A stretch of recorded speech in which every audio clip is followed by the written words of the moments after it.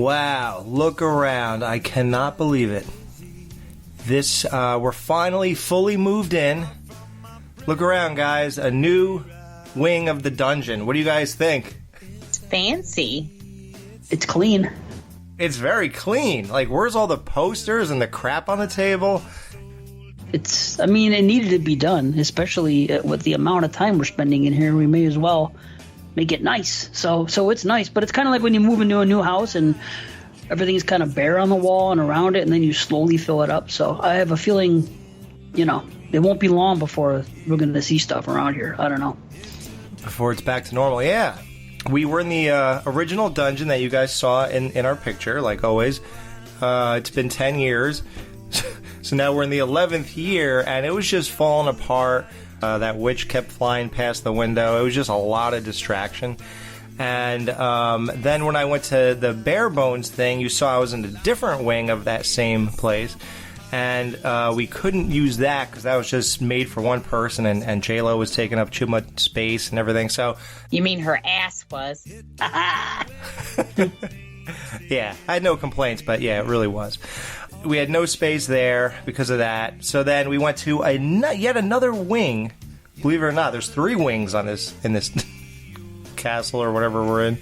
So this is the new one, and it looks great. It's clean. It's amazing. A lot of new things happening here. So you got that. I started coloring my hair again so I could feel young again. So you could see that in our picture. What color hair do I have now?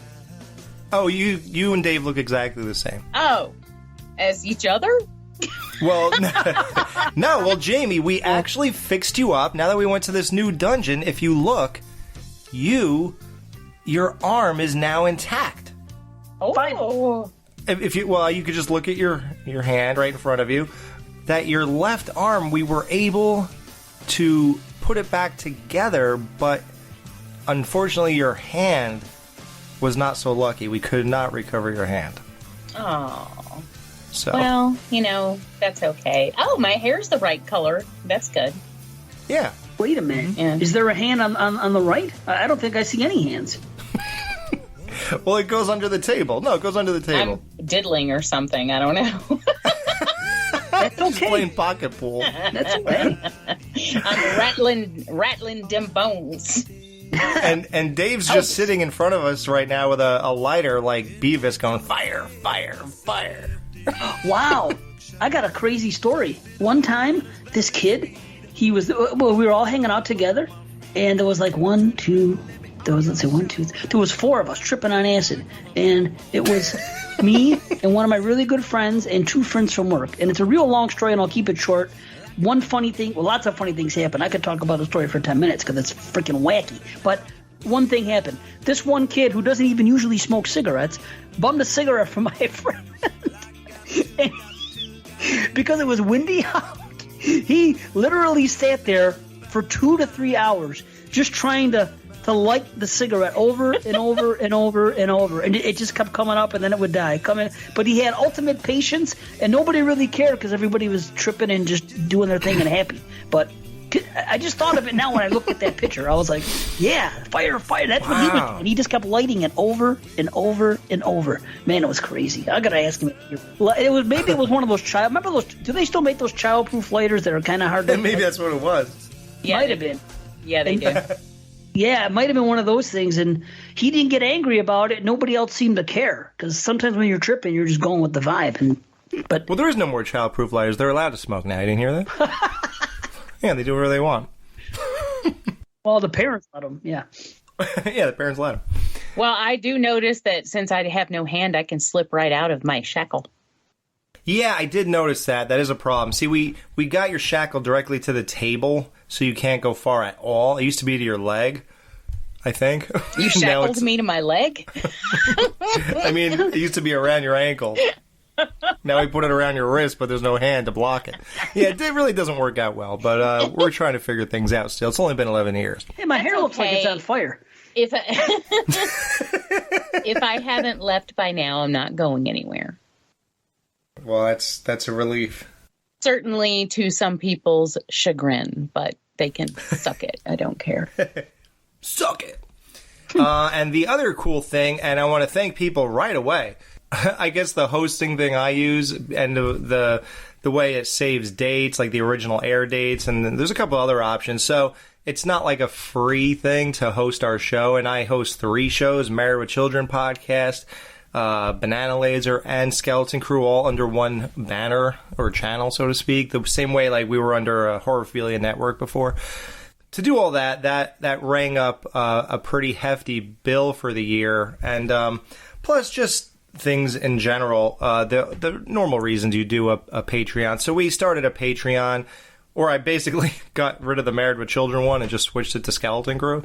So if you click on that link in our group page for our Patreon, it'll look like the Married with Children one when you see the URL, but it's really for the Skeleton Crew, as you'll see with everything else. But yeah, we asked people to, if they wouldn't mind making a small donation, $3 to $5 a month or whatever, and a lot of people did it, and that's really cool. So I just want to thank you guys right away. Like they did it the same day. Yeah.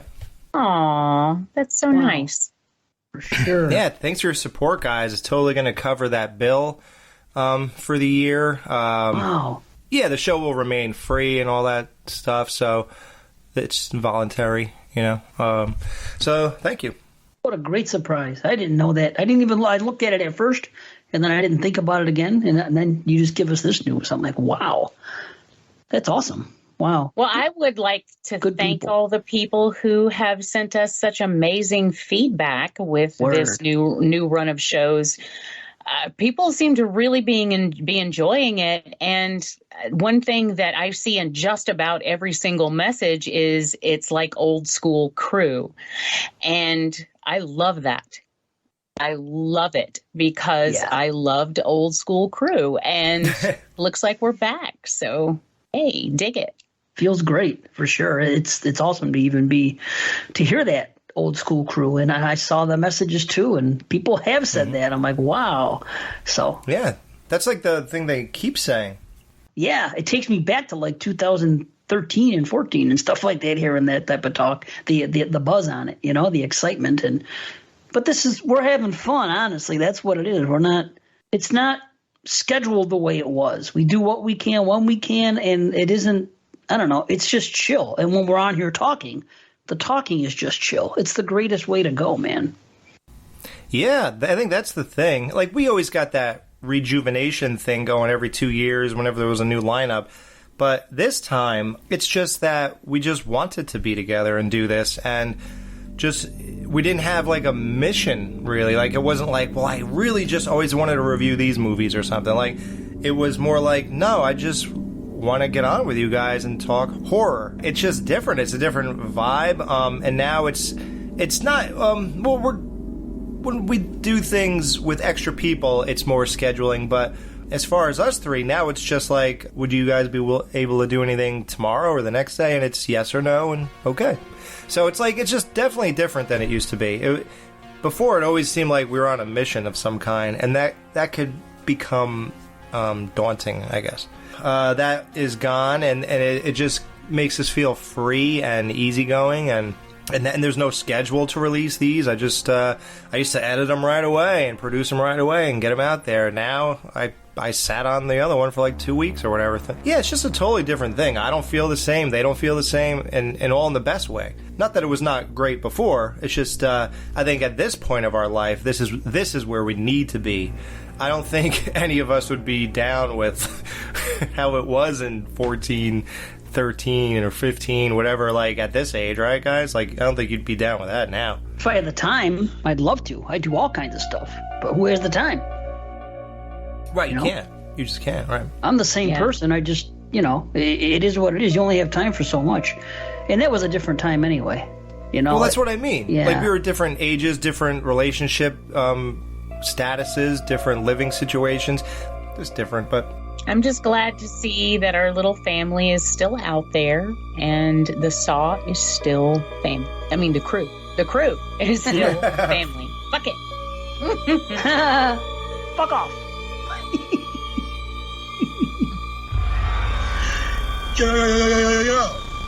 Yo, Yo,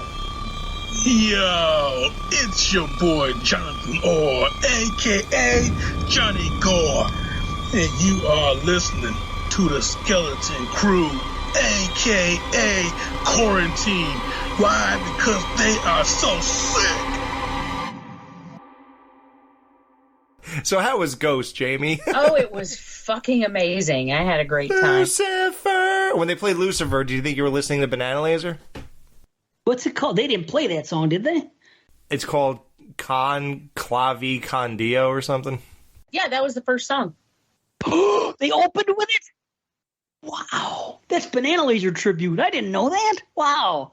I would have popped if I was at that show. If they opened with that? Wow. Yeah, Jamie expected to hear Matt start talking. She was looking around. Oh, man, it was so much fun, though. Oh, my God. I was so into it. And, Brian, when he posted about it on Facebook, he's like, he really enjoyed the first band. I did, too. Like, I love the first band. They were great. But he's like, and Jamie lost her shit over Ghost. And I'm like, well, oh, God, when Mariana Cross started up, or Square Hammer, or Call Me Little Sunshine, Jamie was like, oh my God, Brian, it's over. Yeah. And she went up on stage. I screamed, I love you, Papa! Papa! What are you, 11 or something? You know, too bad we never got to talk about Stranger Things on the Skeleton Crew. I mean, God. Was season 4 a masterpiece of television or what? Oh, what happened? That's what you meant when you said 11. I thought when you said 11, if I was 11 years old. Correct, because that's something an 11-year-old would say, Papa. So I was like, but then you went into that. I'm like, oh, now I get it. Maybe an 11-year-old in 1836. I don't think any 11-year-olds now would say Papa. Doesn't she call him Papa? Am I crazy? She does, yeah. But she's also not a normal child. Right. Well, he told her, call me Papa. That's why. You know. Oh, did he? Created her, brainwashed her. And wow. I told Tiffany to call me Poppy, but only when we're in bed. Oh, you mean okay. Okay. Papi Chulo. My goodness. I hope the listeners are able to follow along with this conversation better than I am. What an opener. Oh, my God. Stranger Things. It's not that I want to get into all this, but there's a writer's strike. So now I'm very worried about Cobra Kai season 6, which I would assume is filmed already. Hopefully that's not a problem. But Stranger Things, oh, my God. What are you telling me? We're not going to see a season 5 until these kids are 23 years old? I mean, aren't they old enough? Right. It'll be Stranger Things, the college years. Yeah. Right. Yeah, just like Saved by the Bell. Same with Cobra Kai. Those kids are all getting older. Same damn thing. Yeah, but I'm hoping that was filmed already, because season 5 was a long time ago. That it was, and they were both really solid seasons. So right. Stranger Things season 4 was brilliant television making. That was beyond anything anyone expected. I mean, season 3 was great, but man, 4 was like another level. And like, we're all expecting the whole thing with Will to come back, like the fact that he was gone in season 1 and what really happened to him. What's that creepy rattle sound on the back of his neck? There's so many things. Now we got Vecna, all of 11 stuff she's going through. It's so sad that with this strike we might not even get it, because 11 was offered a Stranger Things movie. I think they wanted to oh boy. Yeah, they wanted to do season 6 and then end it with a movie like The Sopranos did. Is that what they did? Sopranos wanted to. They wanted to. That's it. Well, he did eventually put out that movie in like 2019, The Sopranos. Yep, put out the prequel. Yeah. But season 6 he was going to end it with a movie, and then one thing led to another and they didn't. Right. And since they were going to make believe that the main dude was not killed in that diner, and then act like, well, since it's ambiguous, we'll say he did not get killed by the guy in the members only jacket, and instead it was just a bad ending to a show. So they couldn't do that because James Gandolfini died. But for Stranger Things, I think they wanted to do this season and then have it left a cliffhanger for a big epic movie, but she said no. she wanted to move away from that character. She said she wanted to fill her commitments of the amount of seasons they all talked about, and that's it. She's outgrown it. That's it. She's outgrown it. It's her agents and everybody that handles her saying, you're better than this. You can make more money. Don't do television anymore. Don't do this. Go out and be a freaking movie star. I know, but it's still what's the word? Typecast. You're still in the same thing. Her people are probably telling her, go out and take a role as a young woman doing something else. Be a freaking heroin addict. Be a freaking something different. An Oscar-worthy performance, because you know how that goes. Her people are probably saying they're kissing her ass, saying, "Oh, you got to get away from this. You got to do something else. You've done your time. Clearly, you're the star of the show." And that goes to people's head, and they're like, "Well, do it while you're young, and you still can." So I understand but they can't even stop. I'll give her credit though. She couldn't even think of the projection of her life. This should have been done 3 years ago. I'm glad it's not, though. Am I the only one that doesn't like waiting 3 years to see new things? See, everything's so instant now. Like Star Wars isn't exciting anymore because when we were young, we had to wait 3 years. Now you got this, that, shows, too many movies, every year. So it's like it loses it's not special anymore. I actually like waiting for. I'm excited about waiting for Cobra Kai and for Stranger Things. I honestly. I don't care if they strike for 3 years, although except for the kids growing. It's the kids growing thing, right? That's the only thing that's the problem, and it's an obvious problem. So with that circumstance, that's a problem. Like, it's people. It's the human nature that makes that an issue. If you filmed it and just let it sit around for 2 years and said, we're going to release it soon, but the timing is going to, whatever, then I'd be okay with that too, like you. But you can't do that because these people are getting older and it's a big, obvious change, so. Well, if they have good writers, they can put them in any situation and do like a 90210. They all go to the same college or they're all in the same area and just have them be like young adult. Why can't young adults freaking deal with these things? I mean, the other adults I think the timeline is that it's happening all right away, I guess. Yeah. It's not supposed to be like 2 years later. I don't know. I just don't want a movie. I just want and when it ends, I want it to end. I was fucking The Walking Dead. Everybody made a big deal. It's over, it's over, it's over. And I haven't watched it in like 5 years. So I'm like, wonderful. Now it ends and I'm seeing it more than others. There's this spinoff. There's this fucking show. There's another one. This guy's having a movie. I'm like, just die already. Zombies don't die, Dave. Just the show. Just enough. If you're doing a show and you're saying, okay, we're putting an end to it. And then all of a sudden you have all these spinoffs and movies and all that. It's just like, I want it to be over. I mean, I apologize to the fans of it.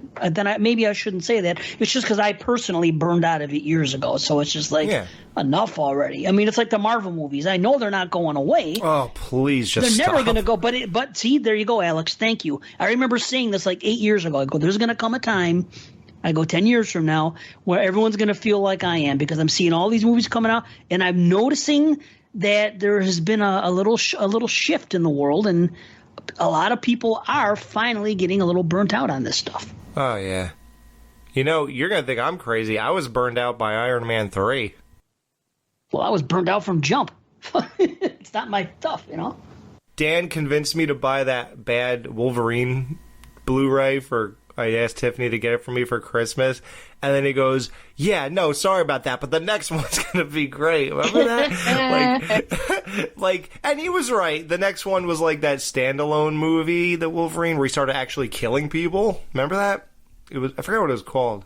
Even that point, why is there was like 2 bad Wolverine movies in a row, and it's like, why is that the case? Like, you guys just got this character in 2001. You have only made 4 movies, and 1 was okay, 1 was great, X2 was great, and then 3 was okay, and then all of a sudden we're already getting bad movies? Like, guys, that should happen on like the 17th movie. Like, you guys should have so much material here, right? So why is everybody mad about a writer's strike since everything sucked the last fucking 20 years and everything's been a rehash of everything else? I don't know. But one thing that's coming that we could talk about in a very happy, positive way is fall. It is coming. And there's something I've talked about this a couple times, but, I've stood by it since 2005. I've been doing the same thing since 2005. And I did something today on the Facebook where somebody posted a cool picture of Michael Myers standing behind Miss Elrod. And it said 96 more days to Halloween or whatever like that. So I liked the picture. It looked really cool. So I went ahead and added it to my stories. I decided to put music on it. So I typed in Halloween Laurie's theme. And the second I pressed play to preview it, all this amazingness came back to me, and this great swell of love for the season and those movies and a lot of the things that I create as my Halloweens every year. And it was such an amazing feeling that I just wanted to get on here and scream at people who watch these movies year round. Like, I know I've said this before, but I don't really remember what you guys do. I think you were almost on my side, but yeah, so since 2005, I'm going to say, I have not watched any Halloween movies out of October.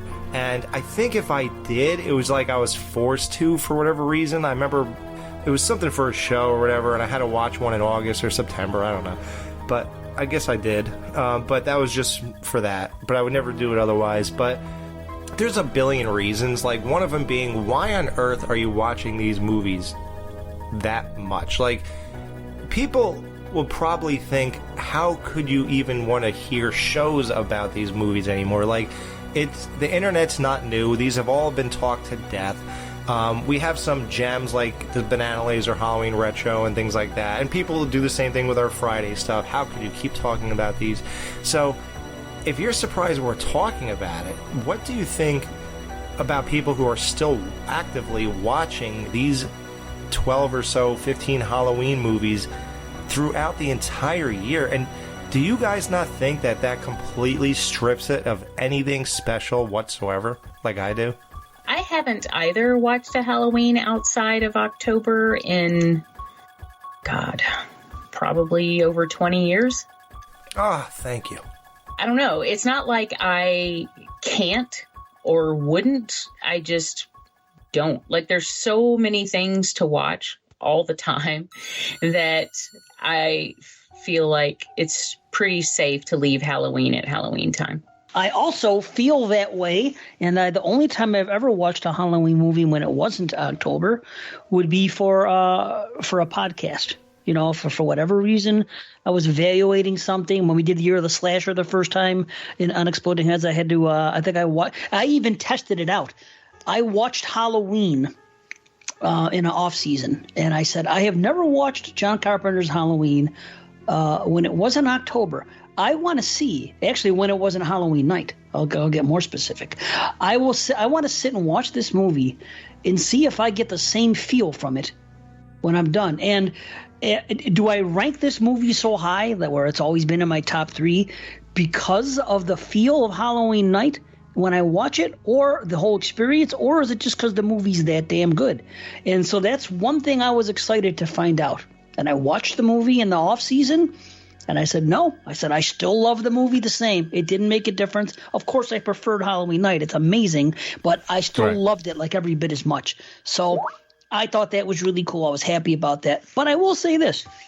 Let's say somebody else has the mental capacity to be able to watch Halloween in December, any one of these movies, and when they're watching it, get that same October feel that they get in October. If they're able to get that feel, then I say more power to them. I don't think I could, but I think that some people can. I think it's something that's, you know what I'm saying? You get that feel in October. Yeah. You get that feeling around Christmas time. Yeah. Okay, when you watch things. Right. But if you can harness that feeling and trick your brain when you're watching it to, even if you're just fooling yourself, like it's just nostalgia for another thing, if you could do it, hey, man, by all means.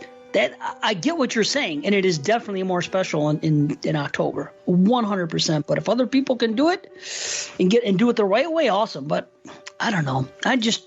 I can't do anything till October, and that's my whole. It's not a hang up. It's just my thing. It's nice.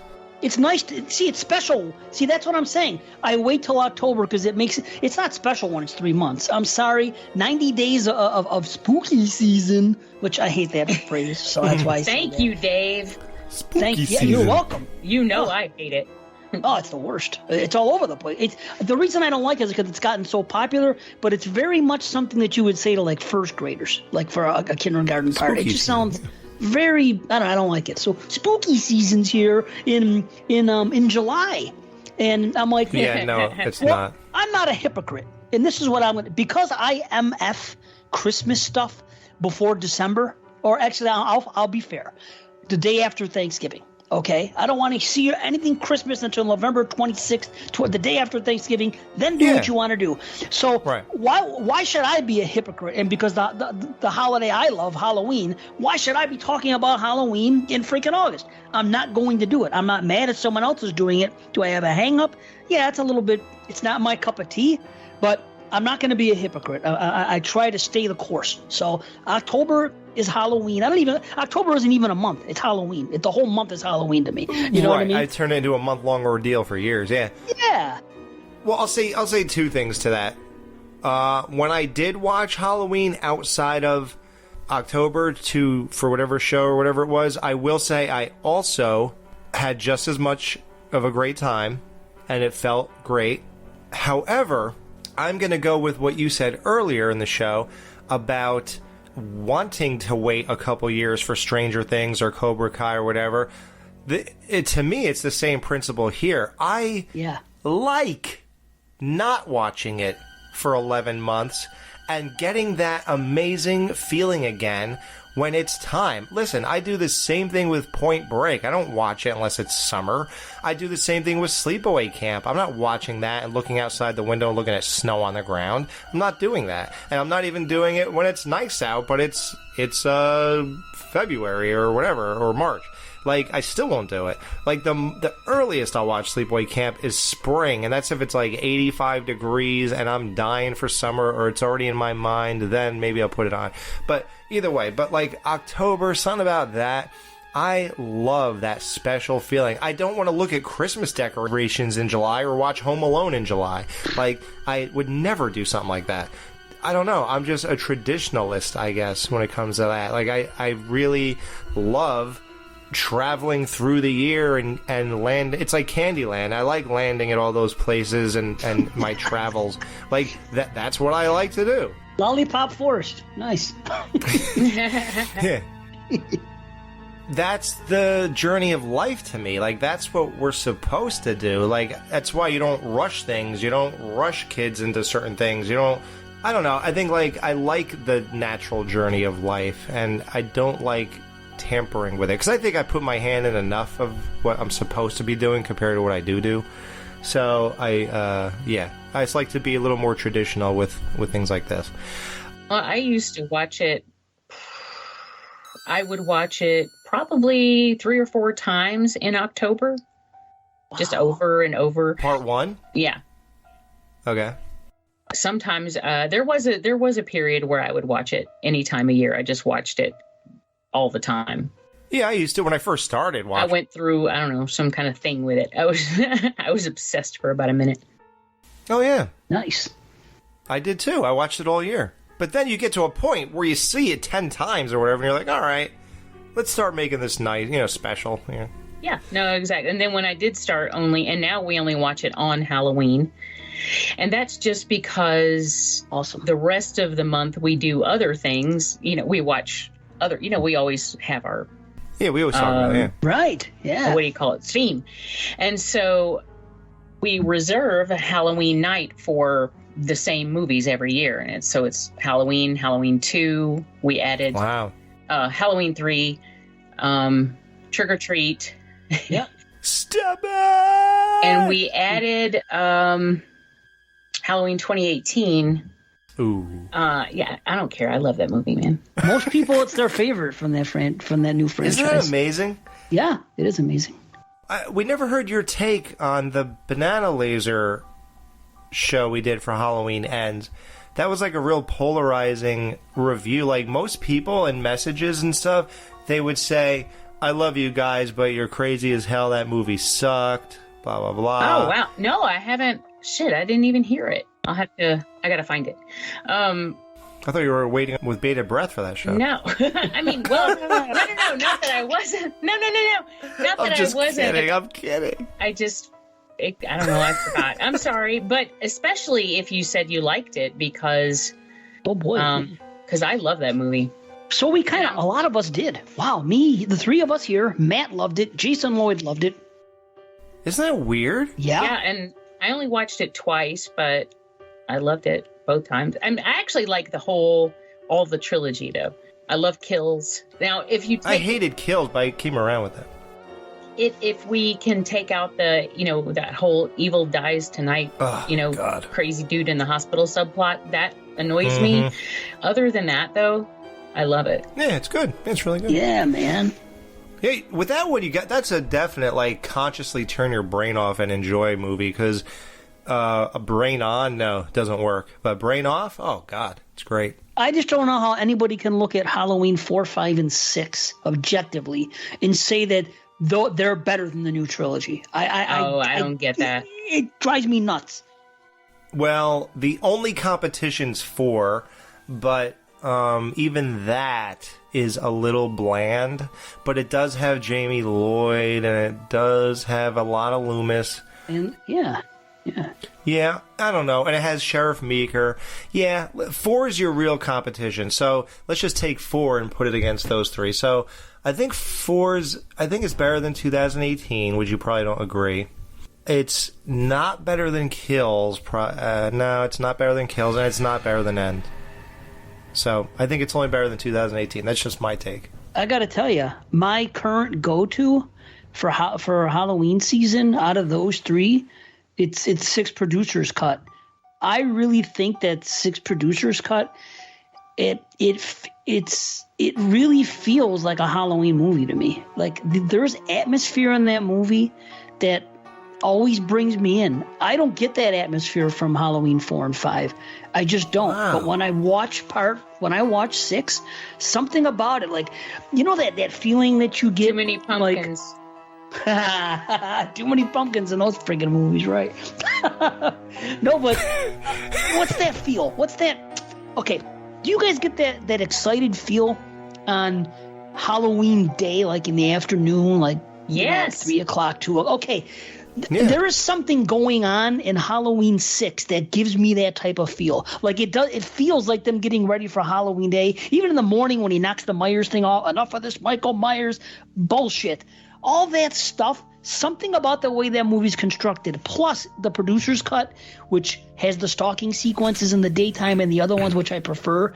I don't know. Something about 6, it's a movie that I can just watch randomly in October, where 4 and 5 it just doesn't do it for me. But I think 6, I mean, yes, everybody knows, you know, the Thorn thing is ridiculous. That you returned it to Best Buy? Oh, yeah, right. Yeah, the Thorn thing is ridiculous. I did that. I forgot about that story. Wow. Yeah. Not me, man. I remember all your stories. Wow. Well, the good one, the one that Shell Factory came out with, I don't know.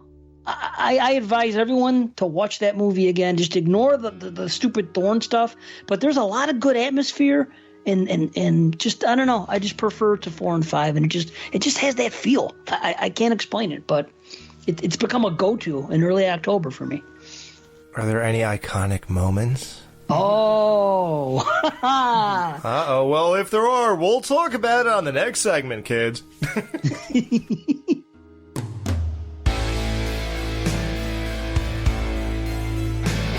Hi, this is Kim Coates. You listen to The Skeleton Crew. And keep listening, or else. We got a fun little segment for you now. It's called Iconic Moments in Horror Movies. So I could tell you already that this segment is going to be more than a one-parter, because I'm looking at my list. I got a little glimpse of your guys' list, and there is way more to talk about than we can do in our allotted amount of time. So fear not if one of your favorite iconic moments in horror is not listed tonight, because there will be a part 2 guaranteed. So let's get on with it. This is something that we're looking forward to, because there are so many iconic moments in horror movies. They don't get talked about because we're doing a review, or we used to do interviews, or we used to do whatever. So, or Jump the Shark, where we talk about the worst of movies. So now it's time to talk about the best. You know, we all have a little list we put together. I guess I'll start this off. Now, you know me, I'm an old school horror guy. I know way too much about the Universal classic horror movies. And for those who don't know, I don't sit there and watch those every day, you know. I watched them a lot when I was young, and I loved revisiting them whenever I do. But, yeah, no, I don't really watch these more than, like, a couple times a year, just like anything else. It just happens to be something I'm well-versed on, and most people, I guess, aren't, because they don't really like that stuff. But I will start off with one of those movies, so let's go to... can you really get more iconic? This might be like the top of the iconic list, honestly. The original 1931 Frankenstein, when Dr. Frankenstein, when the electricity went through the monster and he yelled out, "It's alive! It's alive!" Like, is there anything more iconic than that, really? I mean, you see it clipped all over the place. People quote it all the time. It's been quoted in countless other films. Yeah, it's pretty iconic. Yeah. It's great. Here's a question, though. I think that the real good one that's sampled and that's used the most is in Bride. And the reason I'm saying this is because I just watched them both over the summer. I think the first one was a little weaker. It was just like, "It's alive. Oh, it's alive." That's like the first Frankenstein. I could be wrong, but I think in Bride is when he actually said, "It's alive. Alive." You know, weird science. Am I right or wrong? Yeah, that is what Weird Science uses. You're right about that. Okay. I also use it in my show. Oh, that's true. Yeah. Because you got the Bride of ABCs. Yeah. The first one's more powerful in a viewing sense. Yes. Because he trembles with it, because he's really feeling that moment. Hey, look. It's moving. It's alive. It's alive. It's moving. It's alive. Oh, it's alive. It's alive. It's alive. It's alive. Oh, in the name of God. Now I know what it feels like to be God. You could tell that he's really feeling those feelings at that moment because of the way he doesn't say it perfectly. So in that sense, if you're looking for the experience, you go to the original Frankenstein. If you're looking for the soundbite, you go to The Bride. Ah, well said. No, I mean, and you know it too. I've only seen them, so many times. Okay, well, I have one that goes back just a little farther than yours did. Wow. Yeah. Oh, and I wonder if this it's is mine. I don't know. This was one of the ones when I first floated this idea. This was one of the examples that I gave because it was the first thing that popped in my head. And that is Unmasking the Phantom of the Opera. Yes.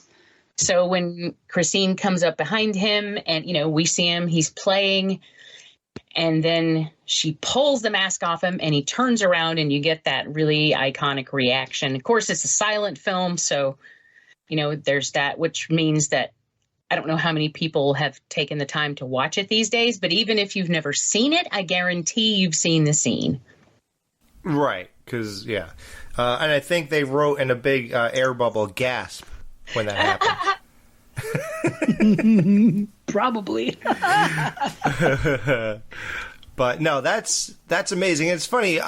Universal eventually remade that with what's his name? The guy, the Invisible Man, Claude Rains. You ever see that one? The Claude Rains Phantom? I would think I did, but I can't recall it right now, so maybe not. Okay. Yeah, you should. It's really good. It was released when Walmart did those like glow-in-the-dark covers. Remember that? Like 5 years ago? Oh, yes. Yeah. They're still doing them. Oh, wow. Yeah, so I bought it then. And it was the first time I ever seen it like 5 years ago. And it's really good.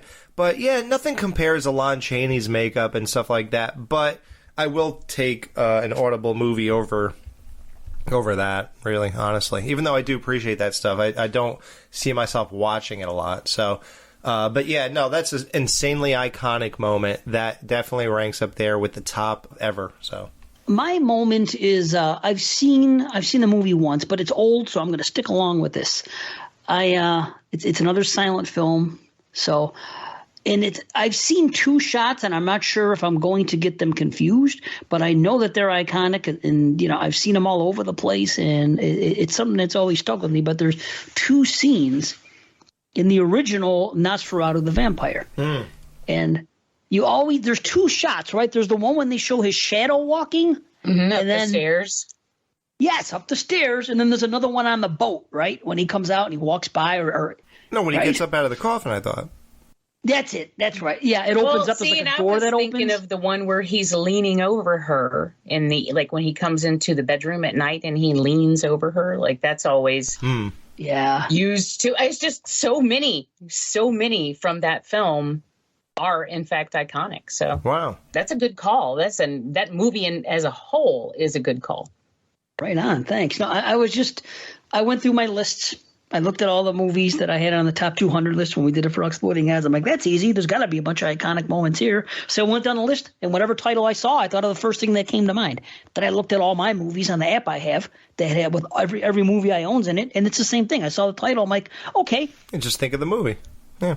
Yeah, if I couldn't think of a moment right then and there, I went by. But I still have like freaking 90 things written down. So many. But that's what I was. I always think of that. I always picture that scene though with with Nosferatu's shadow. I think it's badass. It's cool. So, and some of the movies I have more than one iconic moment. So I'll do that again. But yeah, there we go. 3 old movies. That's cool. Well, I'll bring it to the 80s for a minute and keep it in summer. And Sleepaway Camp, Angela Baker's reveal. Oh, that's for sure. I remember the first time I saw that. Holy shit. That scared the shit out of me. Oh, everyone. I got... That sound and the look on her face. The sound. Yeah, her beasting out like that changes everything. Like, I'm sure they did it just her standing there, and they're like, it's weird, but her just standing there quietly doesn't work. And they're like, well... let's add something to it, it's funny, not to do the politics thing again, but I think people would think this funny. So I showed this movie to a couple for the first time. They were coming over our house for the weekend. Then we went to their house and on their boat and all this stuff, summer fun. And so she's a huge horror fan, but somehow never saw Sleepaway Camp. So I said, well, we gotta watch this. So I showed it to these two, and they actually thought that I was trying to show them a woke movie and like pushing this agenda and all this stuff. And I was like, oh, no, guys, this came out in 1983. This has nothing to do with any of that stuff. I said, I am not pushing anything. Like, I know it's sort of coming back around, but yeah, no, that's not what I was doing. I was just showing you a crazy movie. And it's funny because then we discussed it in a political way, and I kind of found a way that it's not, like, in case, there's people who, are all against the woke thing. So in case you might think that that ruins this experience now, in this movie, it's not really about any of that stuff. It's not like Angela decided, oh, I'm a boy now, or a girl now. Or Peter sorry, didn't decide he's a girl now. It's the crazy aunt who just wanted a girl in the house and forced him to do these things, and then it psychologically screwed him up, and now he just flipped, and he's totally lost now because she forced him to do this. So now he's like mentally fucked in the head, and now he's a killer and all this shit. So it's not at all what's happening politically. So I just wanted to clear that up for people because it was a funny thing. Like the way they looked at me when the movie was over, it was just the weirdest, awkwardest moment ever. Yeah, no, I mean, it's Angela. Well, it's like you said, Angela's not even a real trans. That's not the point. The point is that she was psychologically tortured. Right. Like by her aunt, and she wasn't meaning to torture her. She's just fucking nuts. Right. So there's that. Yeah. Yeah. Amazing scene. But it is scary, like you said, when you hear that it's the noises. It isn't even so much the reveal itself. It's the way she looks and the noises that are coming out, and the music when it came. The music and Ronnie's reaction. Oh my God, he's a boy. She's a boy, or whatever he says. Hey, Angela. Angela's a penis. Awesome.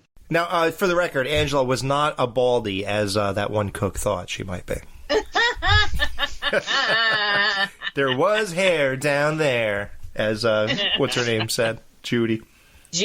Okay, well, for my next one, I could go one of two ways, and one of them would be taking one from someone I know. Damn it!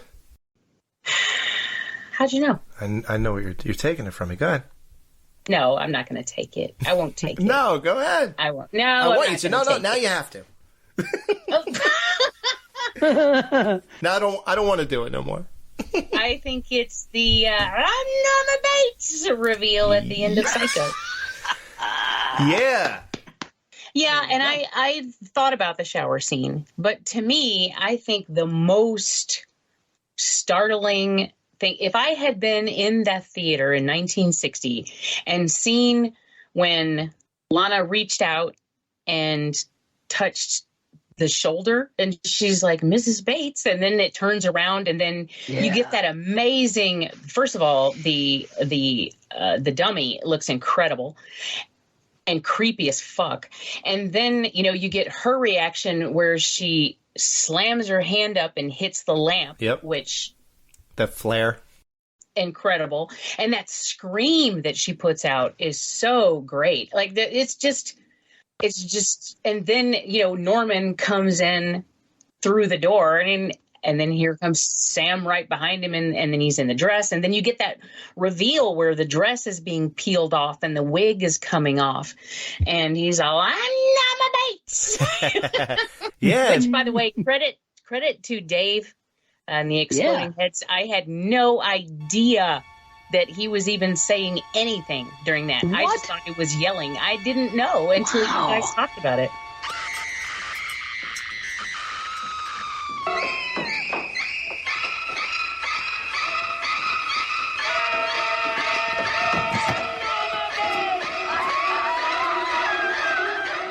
Yeah, because you had the subtitles on, and now right? I can't unhear it. No, I didn't have the subtitles on. I always wondered what they said. So then, how did I find out? Maybe I went back up with the subs on, or maybe I looked it up, or I forgot what you said on that show. Yeah, but I always wondered what they were saying. It sounded like Norman Bates, but I was like, why would somebody be yelling Norman Bates? So I'm like, what the hell is that? It's always puzzled. Yeah, but ultimately it's Norman Bates for no reason. That's the best part. Why did they even do that? Because nobody would know who he is. They would think, I don't know. Well, it's like, I don't know, when you jump out at somebody to scare them and you go, I'm a ghost. Okay, nobody does that, but I'm a ghost. Yeah, we're going to do another iconic moment. Here's Johnny. There you go. I mean, you may as well. You skipped the line. Oh, sorry. Well, it just made me think of it. I'll go back to that one when it's my turn, and we'll talk about it in depth. Okay, I have so many. I'll just Misery, the infamous hobbling scene. Oh, ouch! Yeah. Oh, and no matter every time I see it, and I'm a gore hound, and this isn't necessarily gore, but the lead up to it and everything else, and when she finally tells the story and then puts the wood there and brings out the mallet, and just because of that damn penguin. Right? I know, that damn penguin. You're right, son of a bitch. But then you see it, and it's just every time I have to look away a little bit or something, even though it's just one of those things that just hits you there. And I know that everybody else. What are you doing? What are you doing? Stop! What are you doing? Right. Don't do this. Yeah. Oh man. Yeah, that's insanity. And that's happened to people. It's not like they invented that for that movie. People have done that to people. like prisoners who escaped or whatever the case. Like, it's happened. Imagine the person who actually went through that. Like, oh my God. I do remember that you only see the first hit, and then the second hit is off screen, which I always thought was a good choice. Right. You know, because it's not gratuitous, but is extremely effective. So that, and since you saw the first one, when the second one happens, even though you aren't looking at it, you're visualizing it because you just saw it. So it's still just as effective. Mm-hmm. Yeah. The crazy thing is, it was created for the movie. In the book, it's an axe. There's not a hobbling scene. And I remember like reading the book and going, oh, I wonder why they changed it. And then I'm like, well, it was actually a wise choice to change it. This looks so much better on screen. She cut his foot off? I believe so. I know she hit him with an axe in the ankle. I remember that much. Oh, my God. Yeah. Yeah. So she was wrapping a stump? Did she have to get off a podcast to do that?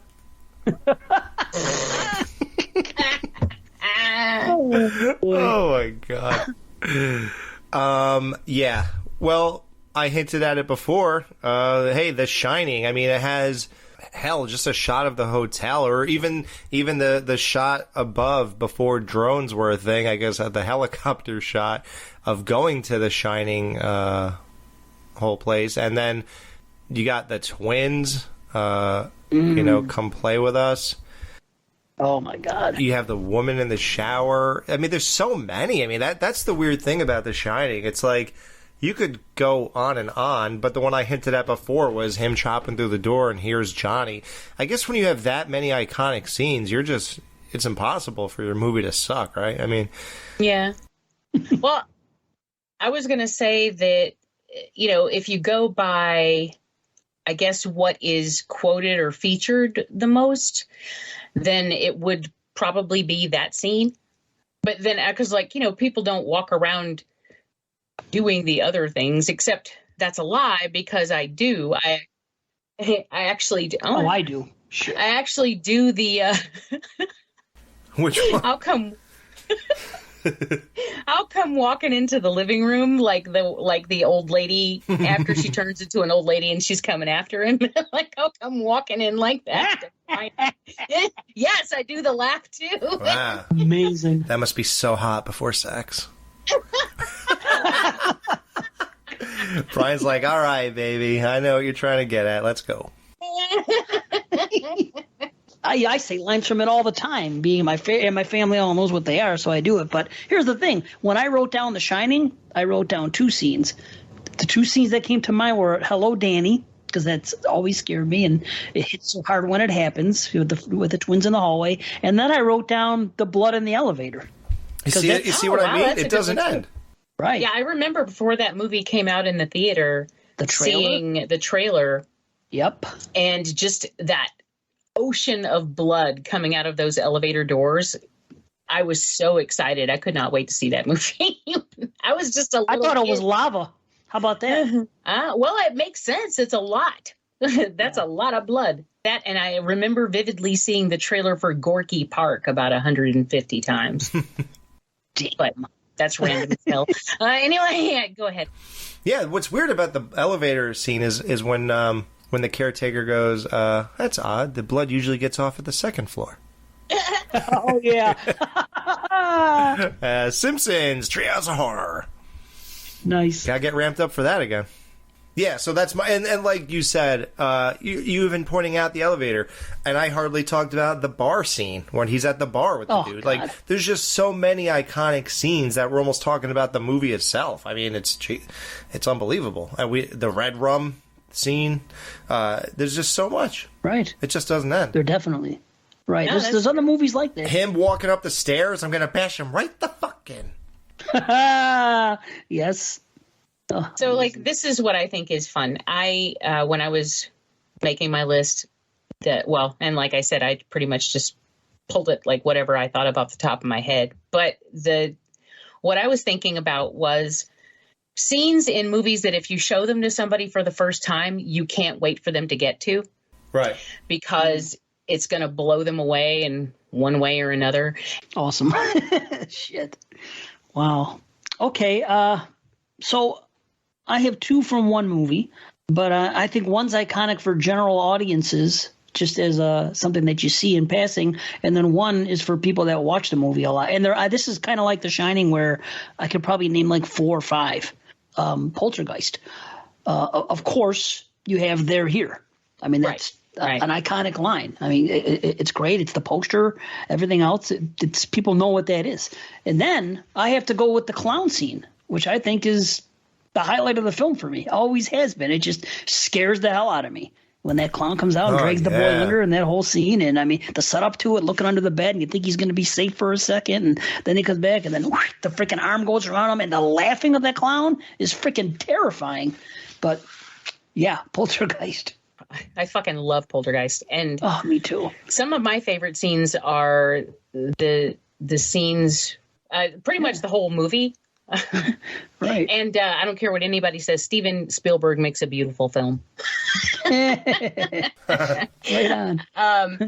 But when Tangina, when she's in the movie, I just think she's so funny. You know, when she's like, "You're right, you go," and then when she says, "This house is clean." Yep. You know, I don't know. I love every frame of that film. So, you know, but yeah, I just don't like there tricky answers. Yeah. I love that part. That's great. Oh shit. Oh, what a movie. Yeah. Another great one involving food again. The original Creep Show, the Father's Day, the birthday cake scene. Nice. Oh, you mean the scene where he actually, the very end of that, the last shot of that segment? Yeah, when he opens the door in the head. Yeah. I like that. That's my favorite segment. Father's Day is my favorite. Right. Tell everybody why that scene is so iconic. Because, like you said about Misery, it's not so much sometimes the imagery, it's the lead up to it. Right, because it's all quiet and dark there. And, you know, just a second ago, we saw the head come off of the woman. And then these are the last 2 people left. And then, boom. And then as soon as you open the door, they play the music. Ring! And then the freaking lights come in. And then the guy reacts. He goes, "Oh, my God." I put that scene in my movie, remember? That scene? Yeah, we were at the drive. Oh, shit. I forgot about that. God, it's been so long. I got to watch it again this Christmas Eve. Yeah, now it's a Christmas movie. Meanwhile, it's supposed to be a Halloween movie. It takes place on Halloween. You put it out on Christmas Eve, so now I have to associate it with that now. It's nostalgia. Oh, God. So back to everything we said at the top of the Yeah, I ruined everything, huh? You of all people. I'm sitting here boasting about how things should stick to where they belong, and I release a Halloween movie on Christmas. And it's about a guy who kills in the summer. Oh, my gosh. That's amazing. Unbelievable. What a hypocrite. Oh, well, as Creep Show, it's loaded with scenes, man. I mean... Yeah, I mean... Jeez. Even if you go to Creep Show 2, I mean... Sure. The raft, I mean, the iconic moment where the girl's sticking her hand up and the thing's bringing her down, the blob. Oh, that's great. Yeah. Everything about Sam Whitemoon is iconic. Especially his hair. Oh, yeah. Just think of how many beautiful women want to run their hair between their legs. Jamie being one of them. No. Oh, yeah. I heard your voice when we were reviewed that movie, and you were hiding it, but it was so obvious. No, it wasn't. Oh, yeah. You're crazy. Him and Deke on the raft. You said you wanted to be best friends with that guy. Mucho ecological. Mucho ecological, macho. I'm going to smoke you, Laverne. Yeah. Yeah, he's a sweetheart, let me tell you. Yeah, let's be friends with him. Right? What a good guy. Is that Trent's older brother? Oh. Totally. Wow. Or it could be his dad, I guess. Shit. Yeah. And thanks for the ride, lady. Yeah. I don't know which moment is the iconic one, but it's somewhere. Maybe when he comes out at the end, right?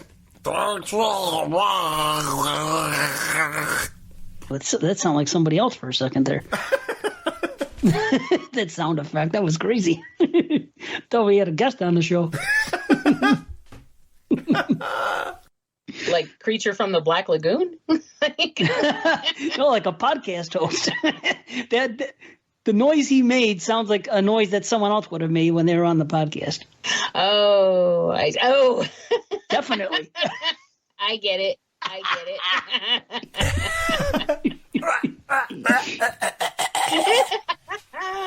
Yeah, that's how he killed her. I'm so glad I started podcasting so I could get this stuff out there. That's what people have been missing their whole life.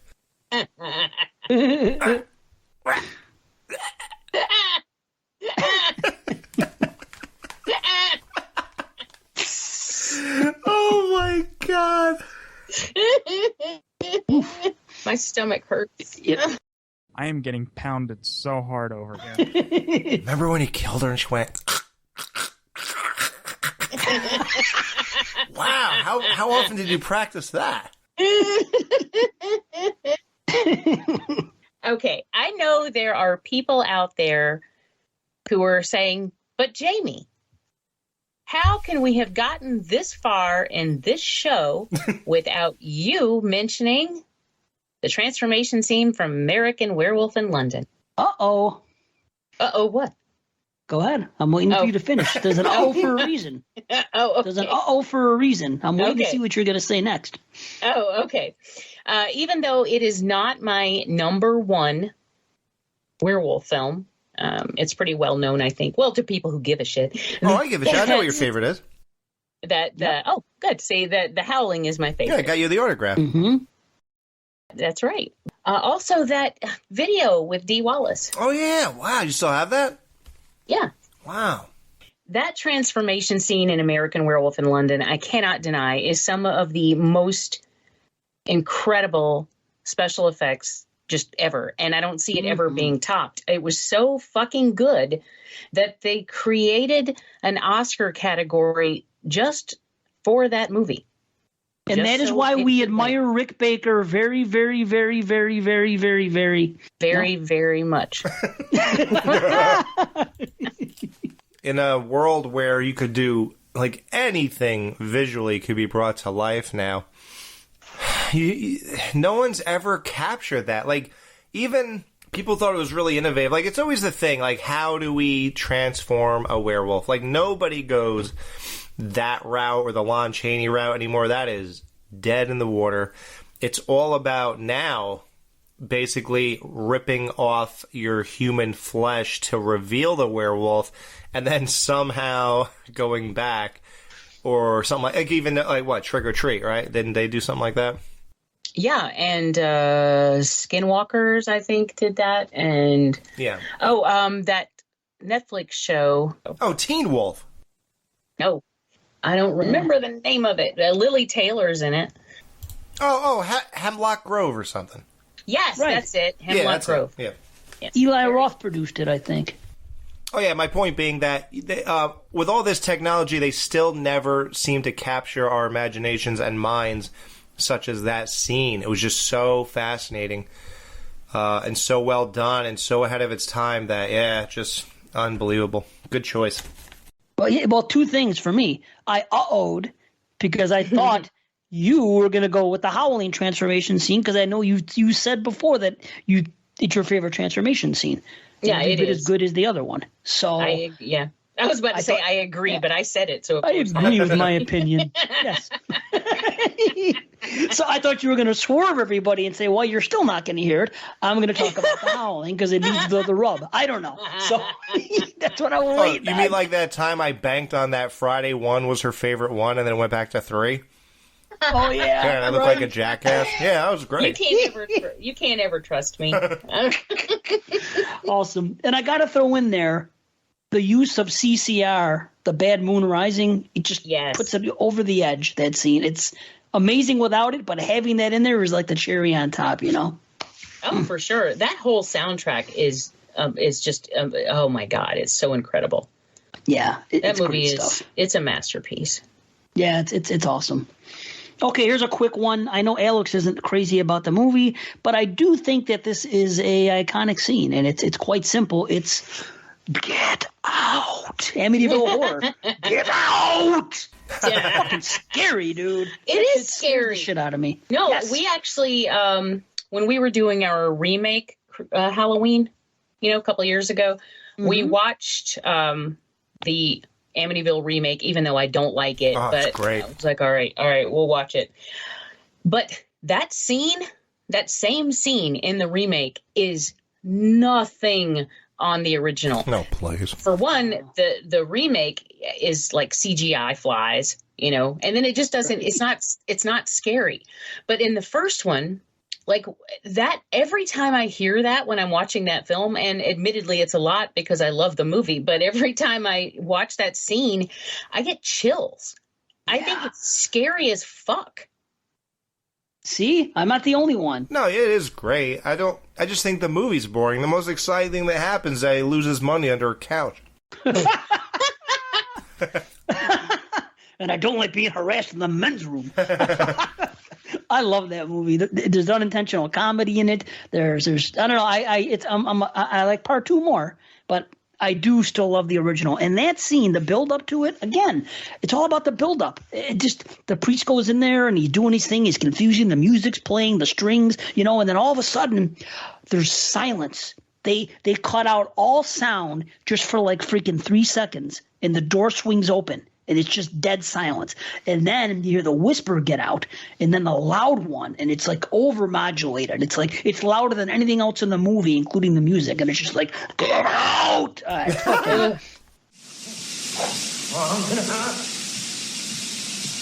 out now.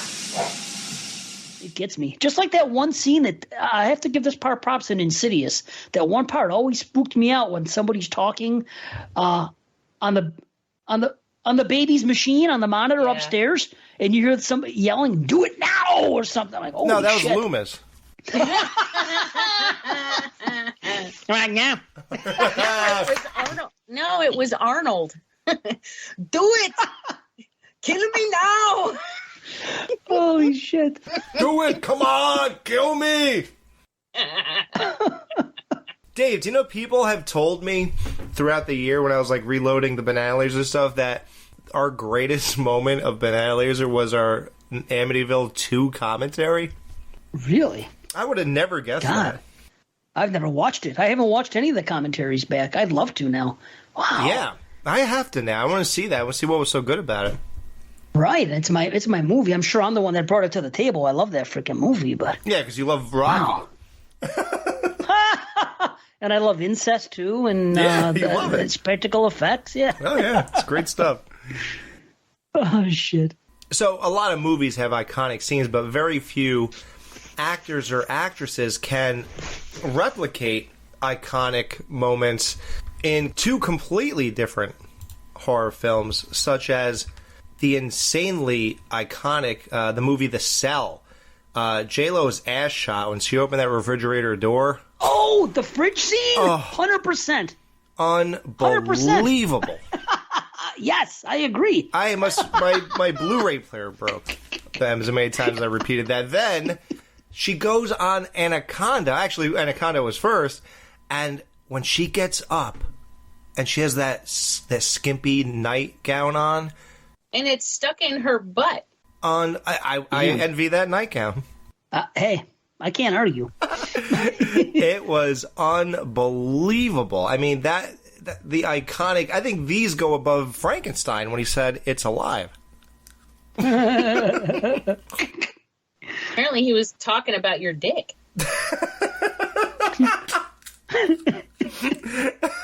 And it rose up like Nosferatu. See, it all comes together. Oh, man. And what did it sound like when it rose up? You sure it wasn't? It could have been. No, it was. It started beasting out. But yeah, so yes, I wanted to throw away my part in this thing right now, and just okay. So next. Okay, next. Exorcist 3, the hallway scene. Boom. Yeah, that is just the best fucking jump scare ever. And it's people have tried to do it again and they just can't do it right. Really? And I think it's because, well, in the latest version of Black Christmas, they tried to do it and they fucked it all up. Oh, I'm not going to watch that. But it's the timing. It's that William Peter Blatty, he was a really good director that I wish had gotten to do more. But yeah, his health problems, Carla. He had too many bladder problems. William Peter Bladder. He knew to pull back and let that scene play out and take its time. And because it does it the way it does it, you are completely off guard, even when you've seen the movie like 11 times and you know it's coming. Like, it doesn't matter because his timing is so good. And he misleads you so many times in that scene, and everything is choreographed beautifully. Like, it just works. It's perfection. I love that scene. I actually love the whole movie, but that scene is astounding. Right. It's amazing. It is perfection because every time you watch it, it's just the way it's shot because they give you that little breather time in between a couple things. Somebody goes in a room and comes out, and so you can think, okay, it's coming now. And then somehow you're wrong almost every time you watch it. You're like, okay. The same thing happens with The Sixth Sense in the scene where he goes to the bathroom and you know that on my list, the back of the head. Yeah. Well, not the shotgun in the back. Oh, that was a good one. I love it. The scene where he goes to the bathroom at night and you see the temperature start to drop and then you see something walk past the camera. That was unbelievable, man. And I've even tried to, I was like, okay, I'm going to nail it this time. The thing is, though, in that film, he is just a beat off of where you think it naturally would fall. So he prolongs it just a little bit longer than usual. And then, so even if you're waiting for it, you still... you're like, okay, any second now. Here it comes. Any second. Oh, fuck! Yeah, it's way easier to guess when Jason's going to jump out of the lake. Which is another scene we don't have to mention now. That's great. Others keep coming up in conversation that I'm crossing off my list. Just Jason coming out of the lake. Yeah. Yep. Sixth Sense. Both. Hey, we're done with two more. Yeah. That shot back of the head thing is holy crap, oh, that's God. good. But I thought it's amazing. The tent scene is the one that fucked me up. Yeah, where she pukes in front of him. Yeah. Wow, you know what tent scene I like? Conjuring 2. You know what I'm talking about? In the hallway with that toy? Yeah, that's great. It just popped in my head. But back to Exorcist 3. Great scene, awesome. One of the best, if not the best jump scare ever. There is one thing about that movie that is scarier to me, and it is the opening sequence. Well, in a different sort of way. It's a scary, eerie thing where that statue of Jesus opens its eyes. It just fucking spooks me out every time I see it. You know? Yeah, no, I'm right there. All the religious iconography in that film, it's creepy. Yeah. Even in the original, when they go into the fucking thing and they see the horns coming out of the breast of the Blessed Mother, that's fucking awful. I mean, just being raised a Catholic and seeing it and just knowing what a desecration that is and like the feeling that would invoke in a church and knowing what's going on. Oh my God. I'll combine two movies together, Exorcist and Sixth Sense, and say the puking scene in Exorcist. That's an iconic scene right there. I mean, that's one of the most. What else would you say? The levitation in the bed, the walk upside down the stairs, spinning her head around. Christ, yes. The crucifix scene. Okay, we don't talk about that. Lots of stuff. It's another movie. There's so many shots, so many things. The greats like that, you could go on and on talking about. Right, it's like The Shining. It's amazing. Right. Yes. Totally. Well, here's one. And this one is a little more of a deep dive that not everyone's going to know. But we've had a lot of common ones, and I have a lot of other ones sitting on this list. There is a scene, which I know some people are going to know, in a slasher movie from the early 80s called Curtains. And in this scene, oh yeah. The You're talking about the skating scene? yes, Yeah. the ice skating scene when she's being chased by this freaking thing wearing this old woman mask. Yeah. This, and it has this what is it? A scythe or a sickle? I always confuse them. I think it's a scythe. You know that one too? A sickle is the one where it's curved, but it has a handle, and a scythe is the one the Grim Reaper walks around with? Yes. Okay, so this would be a sickle. Just think sickle USSR. Okay, That's a hammer and sickle. So hammer and sickle. Like Hello. Drago. Yes, just like Drago. Yes. But yeah, that is a spooky ass scene. It's just a quick thing in a movie, but it's very memorable. And I know other people have mentioned it, along the way about being just one of those scary scenes that sticks with you. So I had to mention that. Oh, that's a good one. I love that. Thank you. And it's slow motion. Yes, and it's slow motion. Yeah, it's badass, man. Mm-hmm. We can't not talk about The Ring with Samara coming out of the TV, man. Oh, man. I mean, back when that happened, that was not something, it's weird. I think, like, as a society of movie goers, we have become desensitized that nothing visually is going to surprise us anymore. I think back then it was still something to see something like that, like sometimes like it's kind of like magicians. Like the only reason we're fascinated is because we don't know how they did it or whatever. Now knowing that everything's just fake, it kind of like immediately erases from your mind. Like your mind edits itself and it doesn't give you the reaction you maybe should have. And I think that's terrible for kids growing up. Like them seeing Ninja Turtles jump from rooftop to rooftop is so sad because I was happy when they were in these big clunky outfits in 1990 and they could hardly like roll on the floor and get up and kick somebody. Like it's just like it's a weird thing. So when this movie was out and she comes out of that television set, I mean, I know it wasn't like crazy effects or anything, but it was still something. It still captured your mind for that moment. You know what I mean? And that's an iconic. Yeah, it scared the shit out of a lot of people. I remember my next door neighbor, they went to go see it, and he told me the next day, he's like, I had to get up in the middle of the night and close the cabinet to the TV. like he couldn't stand knowing the cabinet was open. That's awesome. I wish I could feel that way. Yeah. I know. Wow. And once again, there's a little bit of buildup with that scene. First it comes on, and it flashes on out of nowhere, and I'm talking about the Ring version, not the other one, but the one you're talking of.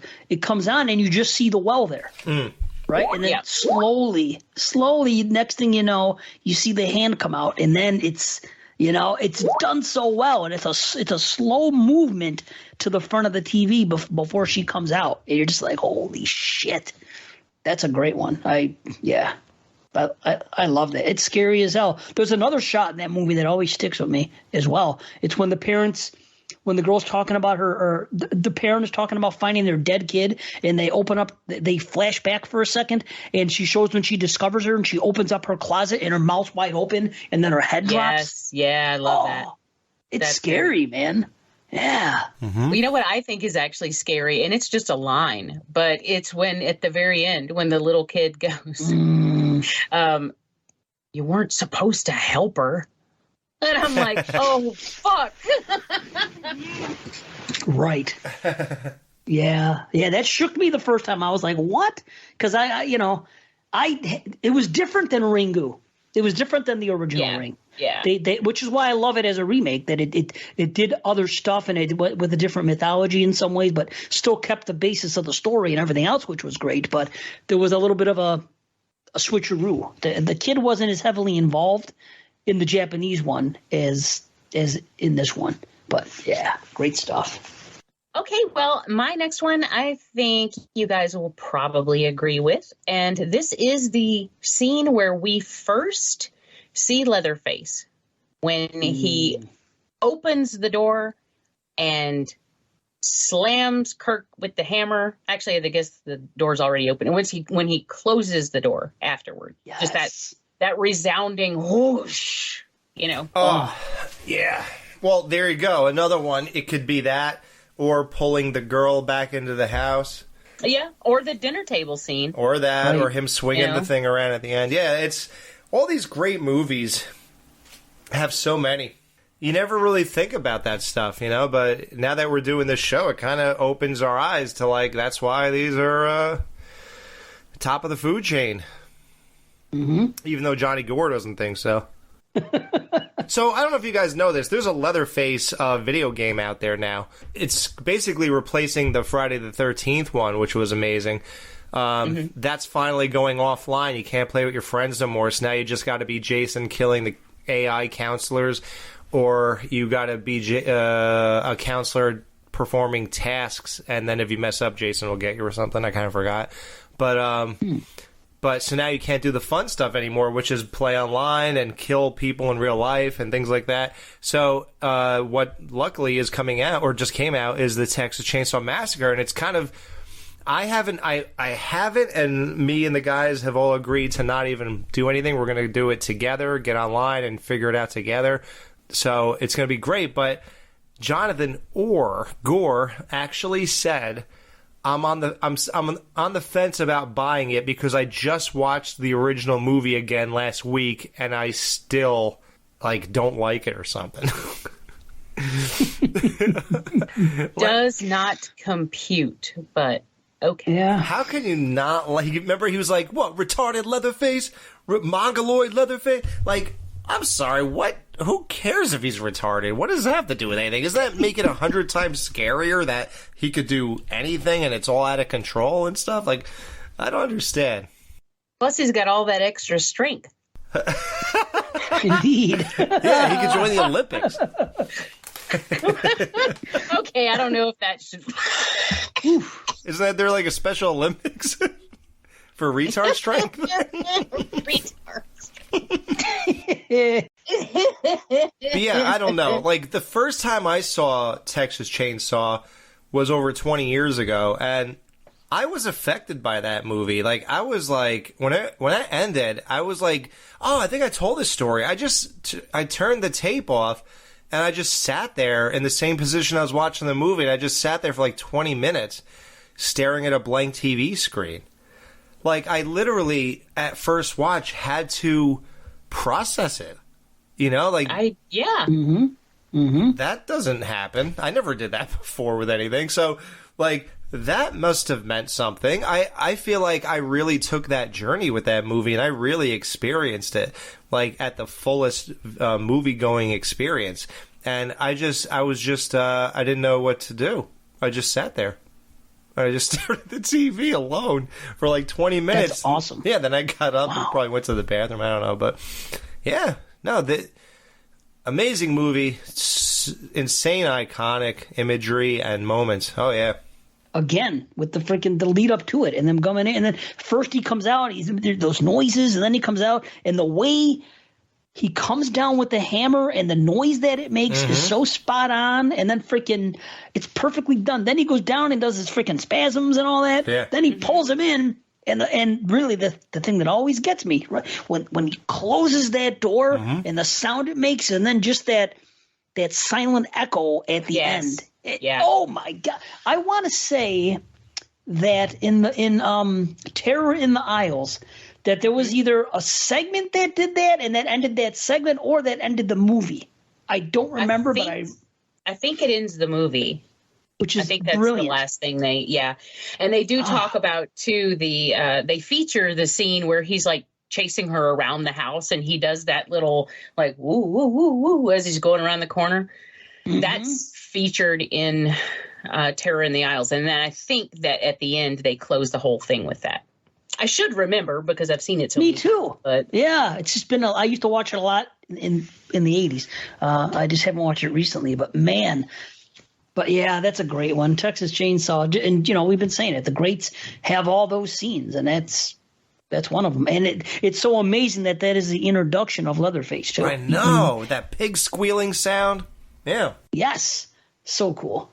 I'm going to go with this one just because something Alex just said recently about modern audiences, and we've seen everything by now, and not a lot of things hit you as hard. Well, here's something that's recent that I think hits hard, and it's that scene in freaking Hereditary when Toni Collette's up in the thing sawing her own head off and going back and forth with the thing. Oh my God, that's freaking sick. I have to cover my ears during that scene. I cannot listen to that. I can't. Really? But I do love. Yeah, wow. But I try to uncover them in time to hear her head hit the floor and go rolling because I love that. It's like good. But the sawing, I can't do it. It just it just crawls all over me. I thought you were going to say that the telephone pole. Yeah, scene. that's what I thought you were going to say. I should have, but again, like I said, I looked at all the titles, and that's what popped in my mind first was the freaking sawing. Yeah, man. But yeah, the pole scene. Oh my God, that's amazing. And the way he doesn't react to it. Yeah. Yeah, he just. Right. Yeah. Well, they're two different type of things. It's amazing. Okay, see, that's okay. What Jamie said before. When you watch a movie with someone the first time, you want to see how they react. I think that about the head scene, about the pole, because it's instantaneous. Boom! Holy shit! You know what I mean? Amazing. Anytime there's something like that. But then there's the other stuff, which is just downright damn creepy and freaking puts you. You know, it's a nervous thing, and it's two different type of scare. There's the jump scare, and then there's the creepy scare, and that that illustrates both of them, and they're both fantastic. So for a recent movie too. But that's why I brought that one up, because I was like, well, there's a couple recent movies, but maybe I'll talk about them too. Wait, hold on. Do you guys hear that? What's that noise?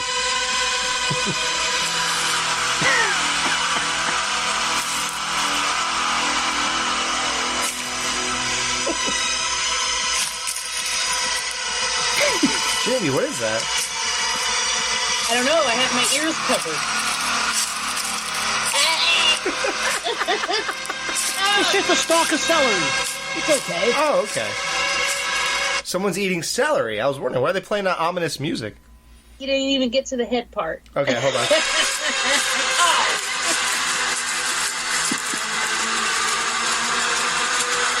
Boy, he has to get off that ceiling. Oh, those people are so sexy that are standing back there. Jamie, he has to get through the neck bone. God, give him time. See? God. Proof is in the pudding. Yeah, it's pretty iconic. Yeah. Even though I did guess you were going to go with the telephone pole. Oh, yeah. Ugh. Oh, God, that is pretty gross. Man. Yeah, I guess the other thing just... I can't eat celery anymore. That's what Matt would always say on the podcast. Stalk of celery. Freaking eat Snapple, you know? That's all you got to do. Yeah. I have some of those. I feel like a loser now. I keep saying this, but I did use the celery effect in my movie, too. Oh, that's great. Well, because you learned, yeah. Yeah, well, no, I actually just stole it. Like, I went on YouTube and looked up celery breaking sounds and all that. I just put it in the movie. Hey, wait, you didn't everybody even break your own celery? No. I know. You had to get canned celery freaking broken. I was too lazy. You think I'm going to go to a store to have a head smashing scene? Nope. Yeah, so, like I said, it's good to do these discussions because we get to talk about a lot of movies that we don't normally talk about. Like, another iconic scene is Halloween H2O when Jamie and Michael are face to face. With two eyes? With the blackest eyes, the devil's eyes, when they're looking through that portal in the door. I mean, God.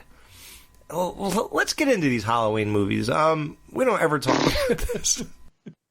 It's funny because I legit thought about that scene, but then I remember the eye thing, and I said, oh, yeah, they ruined it for me. It would have been iconic, right? But his eyes ruined it.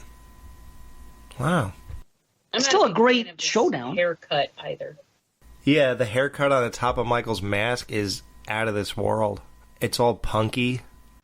Is it? Yeah, it's like spiky and shorter. Like, I don't know. Oh, it's like Norman Bates in part 3. Yeah. The spiky hair. His new modern haircut, yeah. Shit. Well, for a real one, though, The movie The Fly with Nice. Mark Goldberg or whatever his name is. Jeff Goldblum? Oh, yeah, Jeff Goldblum, yeah. Mark Goldberg. Goldberg. Goldberg. I like how they're saying it like they're making fun of him, but they're just saying his name. I know. Right. Because normally you go, da-na, when you're making fun of somebody. 100%. Yeah. It's the scene when he's, like, dying, you know? Like, what does she do at the very end? Like, Well, she blows his head off. Yeah, like, all that. Like, insane. Like, even, like, isn't the lead up to that, like, when he throws up on the dude's hand? Yes, and on his ankle. Right. Oh, my God. That, because the three of us reviewed that, right? Wasn't it us three? Mm-hmm. Yeah. Yeah, we did those three. The Brood, or The Broad. The Fly, and what was the other one? Scanners? Scanners. Yeah. So I remember that. God. And that's another one, like, going back to when I was a kid, like I told you, I cannot believe they let me watch Toxic Avenger and RoboCop, which was, I messed up. I said 85. I think that comes out in 87. But, whatever. So. Which one? What, The Fly? RoboCop. Oh, okay. Oh, I guess 87. I think it's 87, yeah. Watch, I'm probably still wrong. But, yeah, when I saw The Fly, I was a kid. And I was like, oh my God, what is happening here? Like, when he vomits on that dude's hand and it melts away, and then his ankle, and I'm like, so now he doesn't have a foot? Like, I can't believe this. I have a problem. I think I have a fear of losing parts of my body. Like, even if I lost a finger, that'd be devastating to me. My one goal in life is to leave the way I came into life. Like, I want to leave whole. Like, I don't want anything to be missing from me. So, like, when I saw RoboCop and he blew his hand off, that was totally traumatizing. Yeah, and my dad also let me watch Day of the Dead. Didn't they, like, cut his arm off or something and burn it? Oh, yeah. Miguel got his arm cut off. Yeah, totally traumatizing. Yeah, and then this ankle and hand, totally traumatizing. I have a major problem with people losing limbs or hands or whatever, feet. Like, that's So let me ask you this. Yeah. If I was to offer you, or it's not me, because I don't have it, but if somebody offered you, they said, Alex, I'm going to give you $1 million cash-free dollars. They put it right on the table, right in front of you, and it's $1 million in whatever, $100 bills. And all I want to do is take this freaking meat cleaver and cut off your pinky. You'd say no? My pinky? Which hand? The left hand? His jacking hand. I need the full action on that one. No, I got to add stakes. It's got to be your right hand. You don't need your pinky to jerk off. Jerking off with 3 fingers? What about my shaft? I don't think I use my pinky when I'll look later, but I don't think the pinky comes into play, really. Yeah. I don't know. I got to think about it. If I do it enough, you think I know what I do with my pinky. But Pinky come into play. It doesn't come into play. You don't tickle your asshole while you're doing it, or your balls or anything? maybe my balls if I'm struggling and I got to add something to it. Oh, yeah, when you do the 2-action thing where you cup those and, yeah, it's great. I finish at least 7 minutes faster. 1 million. Let me take your pinky. 1 million? Even in these days, though? That's really not a lot of money anymore. No, it's kidding. Still lots of money. $1 million cash free? Hey, who am I kidding? You're fine. You can live off the interest if you do it right. Yeah, $56,000 a year at least. You know, you can do it right. To cut off the pinky of my real hand that I care about? Yep. God. I would need like a month to think about it. Wow, I do it this instant. Dude, not me. You could take my whole fucking hand. Really? Right? Are you serious? Not my right hand, though. Yeah, not my right hand. You would cut your left hands off for $1 million? In cash? Yeah, I wouldn't have to work again. That's all I need. I would never have to work. That is more money by far than I'm ever going to make from now until the time I die. Yeah, but think of your quality of your life. You can't even, like, catch a basketball. When's and the I last do time you that shot daily? baskets? Right. You can't hold a baby. And so? You can still hold a cat, though, It'll make it easier to throw them out into traffic. You can still go bowling, I guess, but... And yes, I could still hold a kitty. I could prop it up with my left stump and then cradle it with my right. You can't even change the cat litter. That's Brian's Yeah, you job. can. Right hand. Easy. Only thing is you can't wash the litter box. That'd be a challenge. But You can't clap at the end of a movie. I could clap. sure on you my can. You side. just yeah. What's the sound of one hand clapping? It's this. It's me with $1 million, bitches. I can't believe you guys are saying this. That's horrible. I would pay $1 million to get my hand back. I can't believe you're saying. I would never do this. Totally. Look, and then I could cosplay as that chick from the Poughkeepsie tapes. Oh, right. Totally. Awesome. Wow, I don't even know what to say about this. It's never going to happen. I'm tired of dreaming about it. That some freaking lunatic millionaire is going to walk into my life and offer me. I always dream To do these dumb things shit. up. Yeah. Yeah, and it's never going to happen, man. But I would totally I'm tired do it. of dreaming about someone chopping off my hand. Yeah. You talked about somebody saying to you, I can't believe that this hasn't come up in an iconic scene of a horror movie. Oh, I know. And you haven't said something that I cannot believe. Not that this is like a majorly iconic, devastating scene, but it's so iconic and it's like your favorite thing. I can't believe you haven't quoted this thing yet that somebody said. I figure she's waiting. She's main eventing it. That's what I You think. think? That's what I think. That's why I saved it. You know, I saved certain ones for you guys. Are you talking about that scene from Hatchet 2? No. Fuck off. Fuck off. Fuck off. That was in the last show, too. I know. Oh, man. Okay, well, the last one I'm going to mention is something that I guarantee you no one sees coming, but I can't not talk about it when I'm talking about iconic scenes, and that is simply because it has inspired so many, countless films since 1942 when this one came out. And this is the Luton Bus from Val Luton. Well, he produced it, Cat People, from 1942. And that's a scene where she's walking down the sidewalk and there's something coming after her. It's a cat people, but you know, and you hear her footsteps. She hears footsteps, so she speeds up, and then she finally just stops and turns around to see if there's anything behind her, and there's not.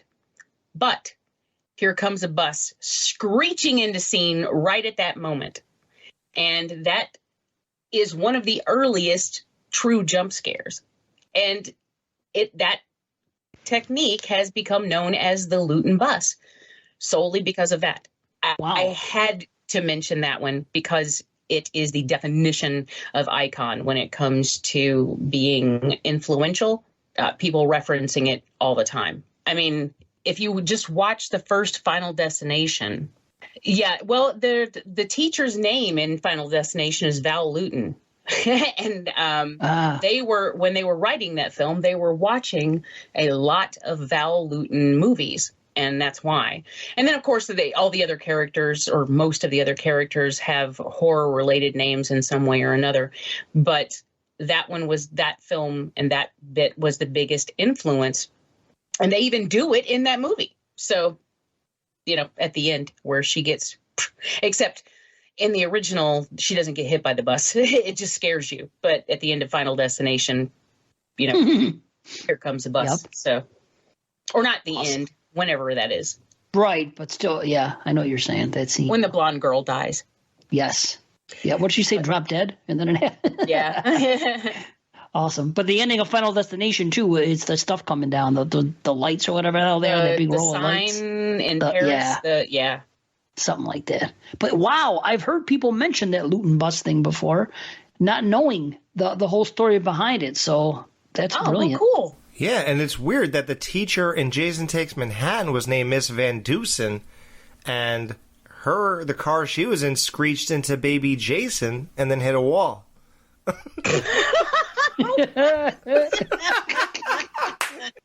Screech to a halt, as they say. Well, actually, we are bringing it to a halt. It is time to wrap things up. So I will just say I'm insanely disappointed that Jamie did not even mention Jaws, where he says we're going to need a bigger boat, or when Quint was eaten, or anything that took place, the first kill, whatever. The first, or when Jaws pops out of the water. Everything, yeah. The opening kill, I think, is the greatest of all. Yeah, in Jaws, to me. But Kittner, what about Kittner? Are you kidding me? That whole scene is iconic. Those are all incredible. We should do part 2. We should come back and do this again. We might have to. There's too many, and there's not enough time. I'm down. I'm down to do that. No, I mean, it gives us the opportunity to talk about all these, well, like Dave said, or Alex said, or... No, I said that. One of you guys said. Okay. Like Alex said. I need credit for everything, Jamie. I'm running low on stuff. We get to talk about movies that we normally wouldn't talk about, or, have already talked about, but just not in this... you know what I'm saying. Okay, go ahead, Dave. Okay. I just gotta go. I'll give one more because it's pretty iconic, and then I'll save the rest. But I call this the they're all gonna laugh at you. That's just what I wrote down. But obviously, it's the big scene in Carrie. The pig's blood comes down, and the freaking massacre, and the split screen, and everything. Just everything about that scene. The fire, what she's walking, it's behind. Everything about those 10 minutes is just amazing and iconic and deserves to be.